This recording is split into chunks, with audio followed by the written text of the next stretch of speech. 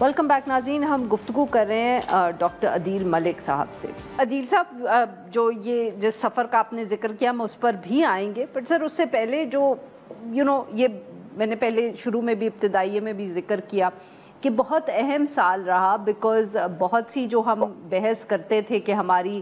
Strategic position irrelevant ہو گئی ہے، ہماری اب دنیا میں شاید وہ عزت یا وہ جگہ نہیں ہے جو پہلے تھی، مگر 3-4 دن کی ایک جنگ نے اور اس کے بعد جو مڈل ایسٹ میں ڈیولپمنٹس ہو رہی تھیں تو لگتا ہے کہ وہ ساری بحث کو ریلیونٹ کر دیا ہے۔ آپ اس سے اتفاق کریں گے سر کہ یہ جو کچھ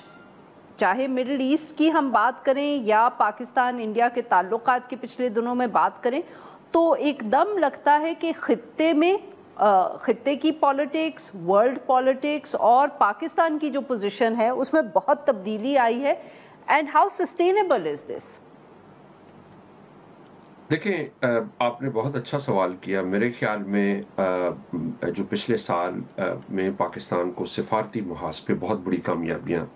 ملی ہیں، لیکن میں یہ جو نظریہ تھا جو پچھلے 3-4 سالوں میں رہا، اور اس میں بڑے بڑے اسکالرز جو پاکستان کے دانشور ہیں وہ بھی کہتے تھے کہ بھئی ایک زمانہ تھا ہم اہم تھے امریکہ کے لیے، لیکن اب ہمیں وہم ہے کہ شاید ابھی بھی ہم اہم ہیں لیکن اتنے اہم رہے نہیں۔ میں اس چیز سے میں نے کبھی بھی ایز اے اسکالر اتفاق نہیں کیا، کیونکہ اگر آپ اس خطے کی تاریخ کو دیکھیں تو جس خطے میں پاکستان قائم ہوا اس کو برطانوی سامراج ایک فرنٹیئر زون کے طور پہ دیکھتا تھا، یعنی ایسا خطہ جو ایک بفر سٹیٹ ہے بٹوین مین لینڈ انڈیا اور جو گریٹ گیم جہاں کھیلی جا رہی تھی یعنی افغانستان میں اور سینٹرل ایشیا میں۔ اور پھر ہم ایک نیوکلیر ریاست ہیں، اب اس وقت ہم دنیا کی 2 بڑی ایمرجنگ مارکیٹ اکانومیز کے ساتھ ہیں، انڈیا، ہندوستان اور چین۔ پھر آپ دیکھیں کہ جو ساؤتھ آف پاکستان ہے وہاں پہ ہم مڈل ایسٹ کے ساتھ کنیکٹڈ ہیں، ایک طرف عمان ہے اور آپ کی گلف سٹیٹس ہیں، دوسری طرف آپ کا جو ایران ہے۔ تو یوریشین بلاک میں پاکستان ہمیشہ ایک بہت اہم لنک سٹیٹ کے طور پہ رہی ہے۔ اب اگر امریکہ ہمیں زیادہ کبھی بہت اہمیت دے دیتا، کبھی کم اہمیت دے دیتا، لیکن وہ ہمیشہ جو باہر کا سسٹم ہے وہ یہ سمجھتا ہے کہ پاکستان ایک بہت اہم ریاست ہے، آپ اس کو اگر سپورٹ نہ بھی کریں تو اس کو لوز نہیں کر سکتے۔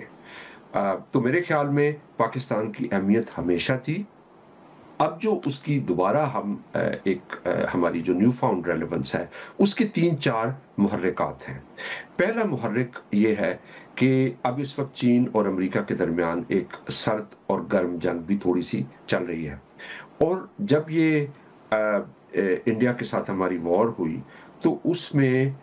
چائنا نے جس طریقے سے پاکستان کے ساتھ کھڑا ہوا، میرے خیال میں جو ویسٹرن کیپٹلز ہیں وہاں یہ احساس ہے کہ پاکستان کو آپ اتنا دور بھی نہیں کر سکتے کہ وہ کمپلیٹ چائنیز آرمز میں چلا جائے، چائنا کی بغل میں مکمل طور پہ چلا جائے۔ اب اس کو سمجھانے کے لیے یہ ضروری ہے کہ آج سے 3-4 کئی سال پہلے بلکہ اوباما کی ایڈمنسٹریشن تھی اگر میں غلط نہیں ہوں، تو پاکستان کی ایک ڈیل چل رہی تھی کوبرا ہیلی کاپٹرز کی، 15 کے قریب میرے خیال میں ہمیں خریدنے تھے، اور ہم نے ملینز آف ڈالرز دے دیے امریکہ کو۔ ان ہیلی کاپٹرز کے اوپر پاکستان کا جھنڈا بھی لگا دیا گیا، پاکستان آرمی کی بھی وہ ساری چیزیں آ گئیں۔ لیکن جب ٹرمپ صاحب کی پہلی ایڈمنسٹریشن آئی تو انہوں نے کہا کہ بھئی اب ہم یہ ہیلی کاپٹر نہیں دے سکتے، کیونکہ مودی صاحب امریکہ کا دورہ کیا اور انہوں نے خاص طور پہ کہا کہ پاکستان کو یہ آپ ہیلی کاپٹرز نہ دیں۔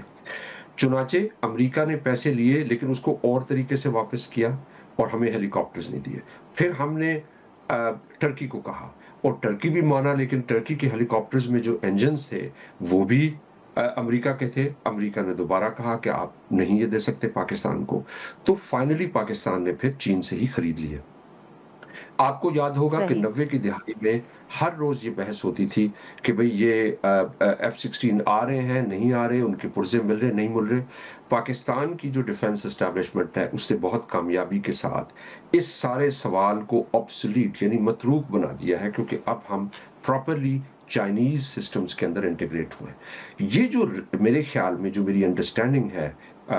جہاں پہ میں آکسفورڈ میں، لنڈن میں لوگوں سے بات بھی ہوتی ہے، وہ یہ کہ مجھے فیلنگ آتی ہے کہ ویسٹ میں اب یہ ریئلائزیشن ہے کہ اگر آپ ان کو بہت زیادہ دور بھیجیں گے تو زیادہ یہ چائنا کے قریب ہو جائیں گے. تو اس سے ہمیں جو ایک سبق ملا وہ یہ کہ جب پاکستان اپنے آپشنز ایکسرسائز کرتا ہے اور ریجنلی دوسری ریاستوں کے ساتھ بھی تعلقات بڑھاتا ہے تو اس کی جو جیو پولیٹیکل ریلیونس ہے وہ زیادہ بڑھتی ہے باہر. اور جو فائنل ایک محرک ہے وہ یہ ہے کہ انڈیا کا جو بیہیویئر تھا پوسٹ وار اس نے بہت زیادہ یعنی پریشان کیا ہے امریکہ میں پالیسی سرکس کو کہ انڈیا کے کہنے پہ سیز فائر ہوئی. پاکستان نے فوراً ٹرمپ کا شکریہ ادا کیا اور اس کو کریڈٹ دیا. انڈیا کے جو ایکسٹرنل افیئرز منسٹر تھا اسی دن جس دن سیز فائر آئی انہوں نے کہا کہ یہ تو پاکستان اور ہندوستان کے درمیان ہو, امریکہ کا کوئی اس میں تعلق نہیں. اور ظاہر ہے جو ٹرمپ صاحب اگر دیکھنا چاہ رہے ہیں کوئی نوبل پیس پرائز تو انہیں اس چیز سے کافی پریشانی ہوئی کہ ہمیں ریکویسٹ کیا گیا اور پھر ڈومیسٹک آڈینس کے لیے ہمیں بالکل اس میں سے نکال دیا گیا. تو یہ جو چیز ہے اس نے پاکستان کی جو ریلیونس ہے اس کو بڑھایا. اور فائنل چیز جو اس کی ریلیونس میں ہے وہ یہ ہے کہ پاکستان میں جو